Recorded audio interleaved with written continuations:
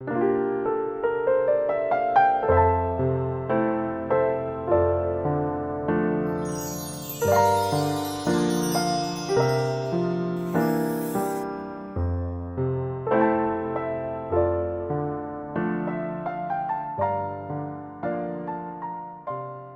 4장 1절에서 15절까지 말씀을 교독합니다. 아담이 그의 아내 하와와 동침하매 하와가 임신하여 가인을 낳고 이르되 내가 여호와로 말미암아 득남하였다 하니라. 그가 또 가인의 아우 아벨을 낳았는데 아벨은 양치는 자였고 가인은 농사하는 자였더라. 세월이 지난 후에 가인은 땅의 소산으로 제물을 삼아 여호와께 드렸고 아벨은 자기도 양의 첫 새끼와 그 기름으로 드렸더니 여호와께서 아벨과 그의 제물은 받으셨으나 가인과 그의 제물은 받지 아니하신지라. 가인이 몹시 분하여 안색이 변하니 여호와께서 가인에게 이르시되 내가 분하여 함은 어찌 됨이며 안색이 변함은 어찌 됨이냐. 내가 선을 행하면 어찌 낯을 들지 못하겠느냐. 선을 행하지 아니하면 죄가 문에 엎드려 있느니라. 죄가 너를 원하나 너는 죄를 다스릴지니라. 가인이 그의 아우 아벨에게 말하고 그들이 들에 있을 때에 가인이 그의 아우 아벨을 쳐 죽이니라. 여호와께서 가인에게 이르시되 내 아우 아벨이 어디 있느냐. 그가 이르되 내가 알지 못하나이다. 내가 내 아우를 지키는 자니이까. 이르시되 내가 무엇을 하였느냐. 내 아우의 빗소리가 땅에서부터 내게 호소하느니라.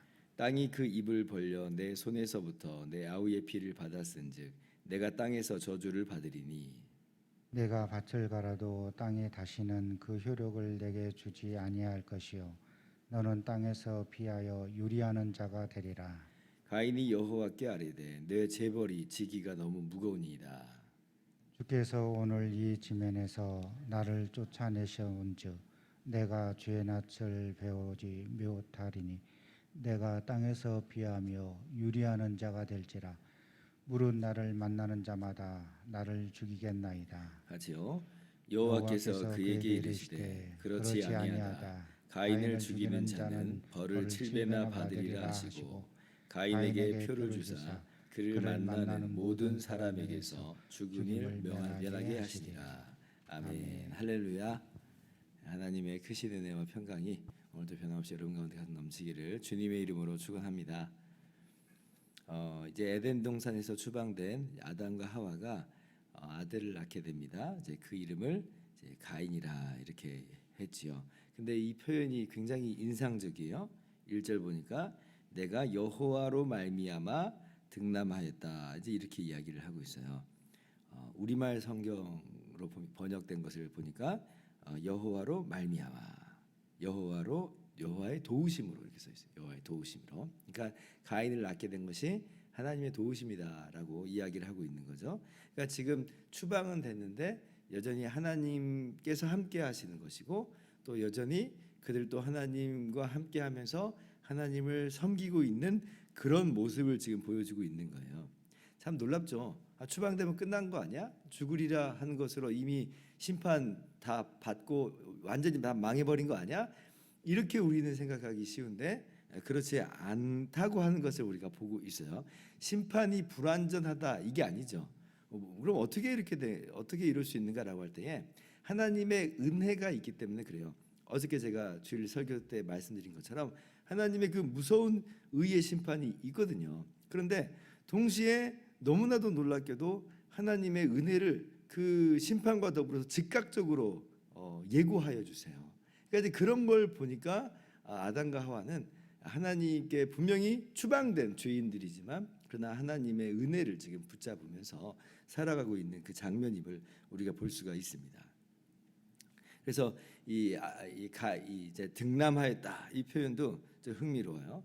원래 이제 아들을 낳았다 이제 이런 표현일 텐데 이 원문을 보면 남자를 낳았다 이렇게 써요. 남자를 낳았다. 그러니까 이게 지금 내포하는 바가 좀 있는 것으로 보여요. 왜냐하면 어저께 이제 여자의 후손이 뱀의 머리를 으깨버릴 거다라고 얘기했잖아요. 그러니까 지금 이 아담과 하와는 뭘 기다리고 있냐면 뭘 기다리겠어요? 여자의 후손을 기다리는 거예요. 여자의 후손. 그러면 지금 가인을 낳은 것을 보면서 무엇을 지금 기대하고 바라보고 있냐면 여자의 후손의 오심을 지금 기다리고 있는 거예요. 여자의 후손의 오심. 그래서 뱀의 머리를 박살내고 모든 이 뱀의 종속 관계를 뱀에 대한 종속 관계를 다 끝내고 승리를 가져다 주는 바로 그러한 것을 기대하고 있는 것이 그런 모습인 거죠. 그래서 이 아담이 이제 타락한 이후에 하나님의 심판을 받은 이후에 그 하와를 향해서 이 여자를 향해서 그 당시 여자를 향해서 이름을 하와라고 이름을 바꾸잖아요. 근데 하와라고 하는 뜻이 뭐냐면 모든 산자의 어미예요. 산 것의 어미다. 그러니까 지금 죽으리라 해서 죽게 됐어요. 죽을 운명이고 이미 영혼은 죽었고 육신도 죽게 되는 운명이에요. 근데 산자의 어미다라고 이야기하거든요, 아담이. 그러니까 그 이야기는 뭐냐면 여자의 후손을 기다리는 거예요. 그 생명을 가져다주는 그 메시아를 쉽게 말하면 기다리는 거죠. 그런 소망의 표현이 하와를 향해서는 산자의 어미다. 이제 이렇게 이야기를 한 거고, 그리고 이제 4장 1절에 보니까 그 산자의 어미라고 이름 붙은, 그래서 메시아를 기다리고 있는 여자의 후손을 기다리고 있는 아담과 하와에게 가인이 태어난 거거든요. 그러니까 이것이 얼마나 이 아담과 하와에게는 기대되고 소망이 되는 그런 사건이었겠습니까? 자, 그런데 안타깝게도 이후에 전개되는 사건은 이 아담과 하와의 바람대로 그렇게 진행이 되지 않죠. 이제 이들이 장성을 했어요. 그래서 가인은 이제 농사하는 자였고 아벨은 양을 치는 자다. 이제 이렇게 성경이 이야기합니다. 그러다 어느 날 이제 가인과 아벨이 하나님께 제사를 드려요. 그래서 이제 가인은 땅의 소산으로 농사하는 자니까, 그리고 아벨은 이 양의 첫 새끼와 그 기름으로 드립니다. 양을 치는 자니까 그래요. 그런데 이제 하나님께서 아벨과 아벨의 제사는 받으시지만 가인과 가인의 제사는 받지 않으십니다. 그러니까 이제 가인이 안색이 변하잖아요. 안색이 변하고 몹시 분합니다. 안색이 변했다라고 하는 이 표현은 뭐냐면 지금 얼굴이 울그락불그락해진 거예요. 그러면서 고개를 땅으로 숙인 겁니다. 그러니까 이제 하나님께서 저 물리적 하늘에 있는 건 아닙니다만, 그래서 우리가 하늘을 바라보면서 하나님을 바라보잖아요, 사실은. 그런데 하늘을 보지 않는 거예요. 고개를 이제 숙이면서 떨구면서 울그락불그락해지는 이제 그런 모습을 가인이 가지게 됩니다. 굉장히 분노하게 된 거예요. 뭐가 문제였을까? 가인과 가인의 제사를 왜 하나님이 받지 않으셨을까? 어떤 분들은 단순히 그냥 가인이 그 피 흘림이 없는 제사를 드렸기 때문에 그렇다, 뭐 이렇게 말씀하시는 분들이 있어요. 뭐 아벨은 피 흘림의 제사가 있었기 때문에 그렇다, 이제 그러시는 거죠. 뭐 나름대로 의미 있는 해석이라고 볼 수 있지만, 이제 가인의 제물만 안 받으시는 게 아니라 가인과 가인의 제물을 다 안 받으시잖아요. 그래서 단순히 이게 제물만의 문제가 아니라 가인의 문제가 그 안에 녹아 있다는 것을 우리가 볼 수가 있어요. 7절 보니까 이미 이제 하나님께서 가인의 제사를 받지 않으시는 그런 것이 어떤 것 때문인지를 보여주시죠. 네가 선을 행하면 어찌 낯을 들지 못하겠느냐. 선을 행하지 아니하면 죄가 문에 엎드려 있느니라. 죄가 너를 원하나 너는 죄를 다스릴지니라. 그러니까 지금 가인이 선을 행하는 삶과는 거리가 먼 이제 그런 삶을 살았다고 하는 것을 우리가 볼 수가 있어요. 가인은 악한 자였던 거예요. 여인의 후손으로 메시아의 그런 어떤 모습을 갖는 그런 존재가 아니었던 거죠. 그러니까 어쩌면 아담과 하와가 기대를 잔뜩 했을지도 모르지만 가인의 모습을 보면서 어쩌면 굉장히 실망하는 그런 모습이 아니었을까, 이렇게 생각을 한번 해봅니다. 요한일서 3장 2절도 명백하게 기록하죠. 가인같이 하지 말라. 그는 악한 자에게 속하여 그 아우를 죽였으니 어떤 이유로 죽였느냐. 자기의 행위는 악하고 그 아우의 행위는 의로움이라. 그러니까 지금 가인은 제사를 드리기 전부터 이미 악한 자나 죄악으로 얼룩져 있는 사람이라는 것을 우리가 볼 수가 있는 거죠. 그러면 아벨은 어떻게 해서 아벨과 아벨의 제사는 하나님께서 받으셨는가라고 할 때에, 아벨은 그럼 선했는가? 물론 아벨은 선한 사람이었을 것 같습니다. 그러나 그 자체가 아벨의 제사를 받게 하는 그런 내용은 아니었던 것처럼 보여요. 히브리서 11장 4절 보니까 믿음으로 아벨은 가인보다 더 나은 제사를 하나님께 드림으로 의로운 자라 하시는 증거를 얻었으니 하나님이 그 예물에 대하여 증언하심이라. 그가 죽었으나 그 믿음으로써 지금도 말하느니라. 믿음으로 더 나은 제사를 드렸다 그렇게 이야기해요. 하나님께서 아벨의 제사를 받으신 이유는 아벨이 선했기 때문이 아니라 믿음으로 드렸기 때문이다라고 하는 것이 성경의 이야기인 거죠. 그래서 제가 잠깐 정리를 한다면 하나님께서 가인과 가인의 제사를 받지 않으시는 이유는 재물의 문제라기보다는 가인이 악해서 그래요. 가인이 악해서. 그러면 아벨과 아벨의 제사를 받으신 이유는 아벨이 선해서가 아니라 믿음으로 드렸기 때문에 그래요. 그러니까 지금 이 구조가 오늘날 우리가 구원받는 구조가 똑같죠. 어떻게 해서 사람이 멸망받고 심판받고 영원한 형벌을 받아요? 악하기 때문에 그렇습니다. 그럼 어떻게 해서 우리 구원을 받아요? 선해서가 아니죠. 믿음으로 예수 그리스도를 믿음으로 말미암아 그래서 우리가 구원을 받아요. 그래서 이 가인과 아벨의 제사 속에서 이미 이 구조가 아주 명백하게 잘 보여주고 있습니다. 그런 의미에서 이제 제물의 의미를 부여하는 것도 의미가 있다고 제가 말씀을 드리는 거예요. 그것이 아주 의미가 없는 그런 내용이라기보다는 나름대로 의미가 있죠. 양과 그 새끼를 드렸다. 이게 무슨 의미일까? 그냥 뭐 양을 치는 자였으니까 그럴 수 있겠다 싶지만은 또 한편으로는 그것을 하나님의 은혜를 붙잡는 그런 모습이 아니었나 이렇게 생각을 해볼 수 있어요. 어저께 가죽옷 지어 입혔다고 그랬잖아요. 육식은 노아 시대 이후에만 허락됩니다. 지금은 육식이 허락되는 시대가 아니에요. 지금은 가인이 그 주식을 지금 관장하는 거예요.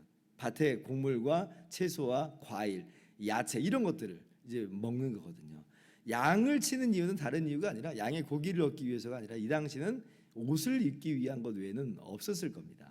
근데 옷 하니까 딱 떠오르는 게 있잖아요. 어저께 하나님께서 가죽옷을 지어서 이 아담과 하와를 추방시키면서 지어 입히십니다. 어쩌면 아벨이 그러한 하나님의 은혜를 붙잡으면서 나아가는 건 아니었는가. 아벨 자신의 선함보다는 우리는 추방된 죄인이지만 가죽옷을 지어 입히시는 하나님의 은혜를 나는 신뢰하고 붙잡습니다. 더 이제 나중으로 나가보면 하나님의 어린 양 피 흘리시는 예수 그리스도를 아마 어쩌면 내다보고 있었을지도 모르겠습니다. 그러나 그렇게까지 보지 않았을지라도 우리는 성경을 통해서 그런 것이 연결될 수 있겠다라고 하는 것을 우리가 깨닫게 되는 거죠. 그래서 이제 가인의 제사는 안 받으시고 아벨의 제사는 받으시는데 근데 이제 어떻게 돼요? 가인이 내가 잘못했구나, 내가 회개하고 돌아가야겠구나 그런 게 아니라 오히려 그것을 이제 분노하는 거예요. 분노하면서 이제 아벨을 쳐 죽이는 일이 있게 됩니다. 인류 최초의 살인이요, 인류 최초의 죽음이에요. 하나님께서 너는 흙이니 흙으로 돌아갈지니라 말씀하셔서 죽는 것이 인간의 운명이에요. 그런데 그 죽는 것이 찾아온 것이 너무나도 아이러니하게도 자연사가 아니었다는 거죠. 하나님의 심판으로 죽은 게 아니에요. 사람이 사람을 죽이는 것으로 인류 최초의 죽음이 찾아옵니다. 이 말이 무슨 말이냐면 하나님의 심판 때문에 사람이 망하지만 그러나 사람은 내버려 둬도 망한다는 거예요. 내버려 둬도. 죄로 말미암아 이미 가득 들어찼거든요. 가득 채워졌어요. 그러니 내버려 둬도 망해요. 내버려 둬도 죽습니다. 그리고 이제 그러한 범죄한 인류에게 영원한 심판이 내려질 수밖에 없는 것이죠. 그러니까 이 한 세대 만에 이렇게 죄악이 이렇게 강하게 이 인류를 장악하고 있고 또 범람하는 것을 우리는 봐요. 얼마나 죄가 무서운 것인지를 우리가 볼 수가 있어야 되는 거죠. 그래서 이제 그 가인이 아벨을 죽입니다. 그리고 이제 하나님께서 가인을 찾아가시죠. 이 장면도 마치 창세기 3장하고 비슷해요. 하나님께서 아담과 하와를 찾아가시는 장면하고 비슷하죠. 사람이 먼저 하나님을 찾아가는 일은 없다. 아더 핑크 목사님이 하는 얘기예요. 사람이 먼저 하나님을 찾아가는 일은 없어요.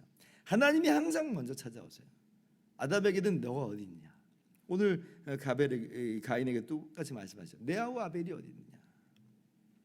근데 아담과 하와가 변명한 것처럼 마찬가지로 가인도 변명해요. 내가 아우를 지키는 자니까. 근데 아담과 하와는 두려워하기라도 했죠. 내가 두려워해서 숨었습니다. 두려워하기라도 했지. 가인은 얼마나 뻔뻔해요. 내가 아우를 지키는 자니까. 그러니까 참 이게 한 세대 만에 얼마나 이 죄악이 이렇게 강하게 사람을 장악해 버렸는지를 우리가 이제 볼 수가 있는 것입니다. 그런데 역시 이제 어저께도 하나님의 그 심판 가운데서도 은혜가 주어졌고 예고된 것처럼 오늘도 마찬가지예요. 가인이 그 자리에서 즉사해야 될 거 아니에요. 이 정도면 사람을 죽였으면 피는 피로 갚아야 된 생명은 생명으로 갚아야 되니까 즉사 그냥 벼락을 딱 떨어뜨려 가지고 그냥 즉사시키셔도 아무런 할 말이 없고 그것도 공의로운 심판이라고 우리가 이야기할 텐데 그런데 하나님께서 가인을 그 자리에서 심판하시지 않고 심지어는 가인에게조차도 긍휼을 베푸시는 장면을 보게 됩니다. 15절 말씀이 그거예요. 가인을 죽이는 자는 벌을 7배나 받으리라 하시고 가인에게 표를 주사 그를 만나는 모든 사람에게서 죽임을 면하게 하시니라. 야, 진짜 기가 막힌 하나님의 은혜요. 이래서 가인이 뭐 용서받고 용서받았다 이런 얘기는 아닙니다.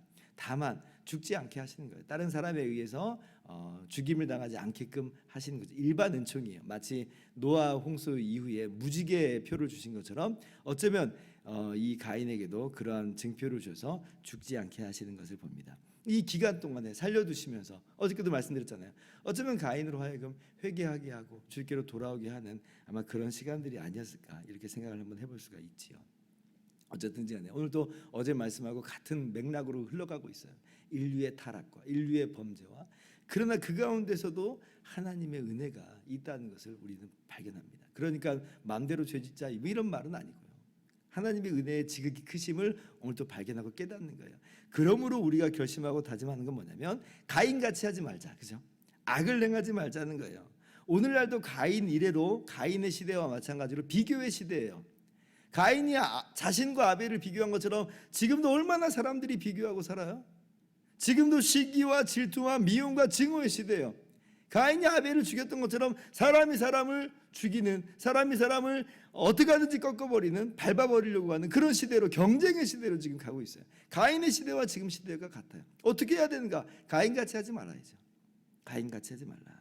악을 행하는 삶을 우리는 버리고 오히려 은혜를 붙잡는 거예요. 마치 양의 첫 새끼로 그 피로 드리는 아벨과도 같이 하나님의 은혜를, 여인의 후손을 약속하신 하나님의 은혜를 붙들고 가죽옷을 지어 입히신 하나님의 은혜를 붙들고 오직 예수 그리스도의 십자가 은혜만을 붙들면서 우리는 나아가는 것이다. 모든 악을 버리고 은혜만을 붙들고 선한 행실로 살아가는 우리 모두 되기를 주님의 이름으로 축원합니다. 기도하겠습니다.